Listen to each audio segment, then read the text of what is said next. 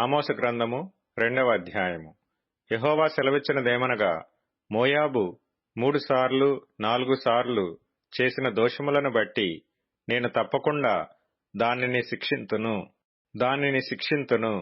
ఎలయనగా వారు ఎదోము రాజు ఎముకలను కాల్చి సున్నము చేసిరి. మోయాబు మీద నేను అగ్ని వేసెదను, అది కెరీయోతు నగరులను దహించివేయును. గొల్లును రణకేకలును బాకానాదమును వినబడుచుండగా మోయాబు చచ్చును. మోయాబీయులకు న్యాయాధిపతి ఉండకుండా వారిని నిర్మూలము చేసెదను. వారితో కూడా అధిపతులనందరినీ నేను సంహరించెదనని యెహోవా సెలవిచ్చుచున్నాడు. యెహోవా సెలవిచ్చినదేమనగా, యూదా 3 సార్లు 4 సార్లు చేసిన దోషములను బట్టి నేను తప్పకుండా వారిని శిక్షింతును. ఎలయనగా వారు తమ పితరులనుసరించిన అబద్ధములను చేపట్టి మోసపోయి యెహోవా ధర్మశాస్త్రమును విసర్జించి ఆయన విధులను గైకొనకపోయిరి. యూదా మీద నేను అగ్ని వేసెదను, అది యెరూషలేము నగరులను దహించివేయును. యెహోవా సెలవిచ్చినదేమనగా, ఇశ్రాయేలు 3 సార్లు 4 సార్లు చేసిన దోషములను బట్టి నేను తప్పకుండా దానిని శిక్షింతును. ఎలయనగా ద్రవ్యమునకై దాని జనులు నీతిమంతులను అమ్మివేయుదురు, పాదరక్షల కొరకై బీదవారిని అమ్మివేయుదురు.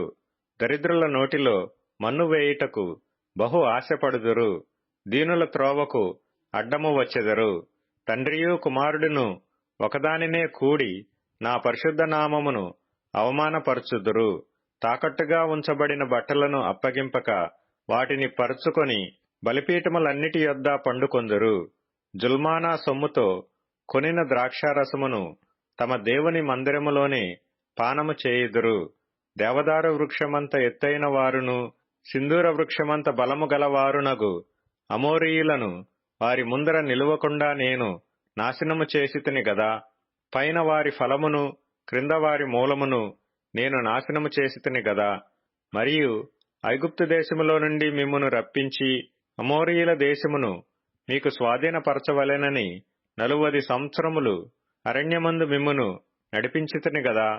మరియు మీ కుమారులలో కొందరిని ప్రవక్తలుగాను మీ యవ్వనులలో కొందరిని నాకు నాజీరులుగాను నియమించితిని.